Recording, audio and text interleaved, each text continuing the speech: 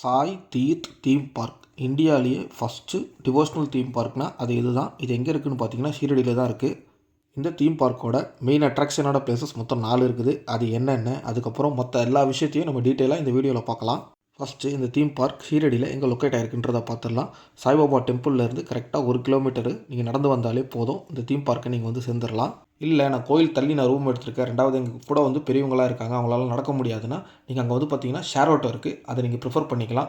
அவங்கக்கிட்ட பேசி நீங்கள் இங்கே வந்து இறங்கிக்கலாம். அவங்களும் ரொம்ப சார்ஜ்லாம் பண்ணுறது கிடையாது. நெக்ஸ்ட்டு இந்த தீம் பார்க்கோட மெயின் அட்ராக்ஷன்ஸ் நான் என்னென்னு சொல்லிடுறேன். ஃபஸ்ட்டு வந்து பார்த்திங்கன்னா துவாரகாமை, நெக்ஸ்ட்டு வந்து பார்த்திங்கன்னா லங்கா தஹான், மூணாவது வந்து சப்கா மாலிக் கேக்கு, நாலாவது வந்து பார்த்திங்கன்னா தீர்த் யாத்ரா. இப்போ நீங்கள் இந்த வீடியோவில் பார்த்துட்டு இருக்கிறதே வந்து எதுன்னு பார்த்தீங்கன்னா தீர்த்த யாத்திரையோட ஸ்டார்டிங் பாயிண்ட்டு தான். இந்த யாத்திராவில் நீங்கள் எதை பார்ப்பீங்கன்னா இந்தியாவில் இருக்க 11 ஃபேமஸான கோயிலில் இருக்கிற கடவுள்களை, அதாவது காட்ஸை வந்து இவங்க அப்படியே தத்துருவமாக இங்கே வந்து வடிவமைச்சு வச்சுருப்பாங்க. அதை தான் நீங்கள் பார்ப்பீங்க. உதாரணத்துக்கு நம்ம மதுரையில் இருக்க மீனாட்சி அம்மன் சிலையை அப்படியே தத்ரூபமாக இங்கே வடிவமைச்சு வச்சுருப்பாங்க. நெக்ஸ்ட்டு வந்து பார்த்திங்கன்னா திருப்பதி ஏழுமலையான் டெம்பிளில் இருக்க திருமாலை கூட வந்து பார்த்திங்கன்னா அதே போல் வடிவமைச்சு வச்சுருப்பாங்க.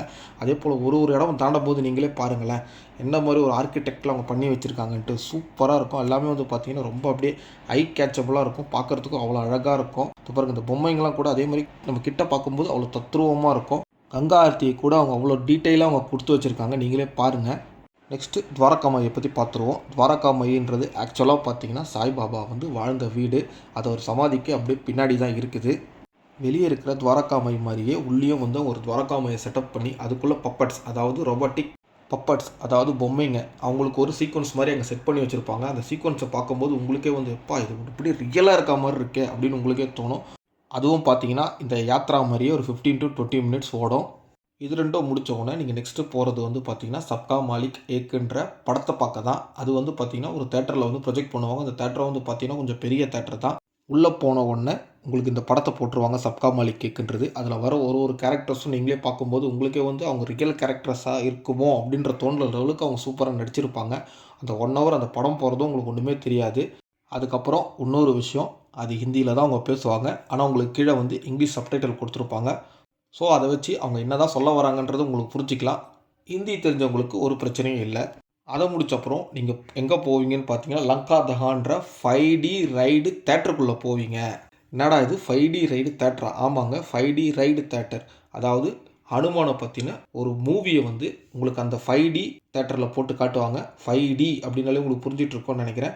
அது வந்து பார்த்திங்கன்னா சீட்டே வந்து பார்த்திங்கன்னா நீங்கள் வந்து ரோலர் கோஸ்டரில் போகிற மாதிரி சீட்லாம் வச்சுருப்பாங்க. நீங்கள் அதில் தான் உட்காருவீங்க.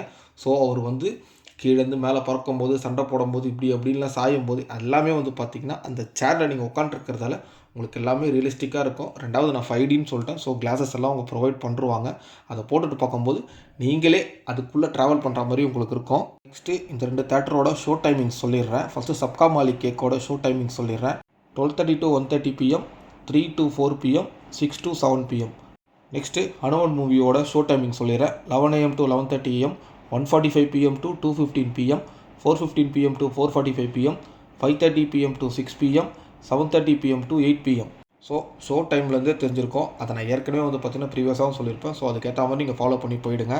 நெக்ஸ்ட்டு நம்ம ஓப்பன் அண்ட் க்ளோஸ் டைமிங்கும் அப்புறம் டிக்கெட் ரேட்ஸும் பார்த்துடலாம். அதுக்கான வெப்சைட் ஒன்று இருக்குது. அந்த வெப்சைட்டோட லிங்க்கையும் நான் பார்த்தீங்கன்னா டிஸ்கிரிப்ஷனில் கொடுக்குறேன். First open and close timing சொல்லிடுறேன். மார்னிங் 10 AM ஓப்பன் பண்ணி ஈவினிங் 6 PM க்ளோஸ் பண்ணுறாங்க.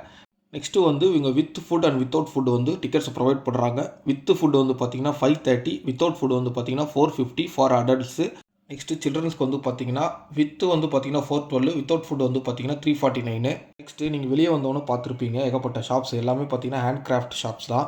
அது எல்லாமே பார்த்திங்கன்னா கோயிலோட ட்ரஸ்ட்டில் இருக்கிற அந்த ஷாப்ஸ் தான். அவங்க வந்து அங்கே ரெஜிஸ்டர் பண்ணவங்க தான் இங்கே ஷாப்ஸ் வைக்க முடியும், அந்த ஷாப்ஸ் தான். ஸோ ரேட்லாம் வந்து பார்த்திங்கன்னா கொஞ்சம் ஹை தான். அதை பார்த்தீங்கன்னா எது நீங்கள் வேணும்னா வாங்கிக்கோங்க, வேணான்னா விட்டுடுங்க. ஃபைனலாக இந்த வீடியோவில் இருக்கிற இன்ஃபர்மேஷன் உங்களுக்கு பிடிச்சிருந்தா ஒரு லைக்கை போடுங்க, மறக்காமல் சேனலை சப்ஸ்கிரைப் பண்ணிக்கோங்க. எப்பயும் போல எங்களுக்கு சப்போர்ட் பண்ணுங்கள். Keep supporting us. Thank you so much. பாய்.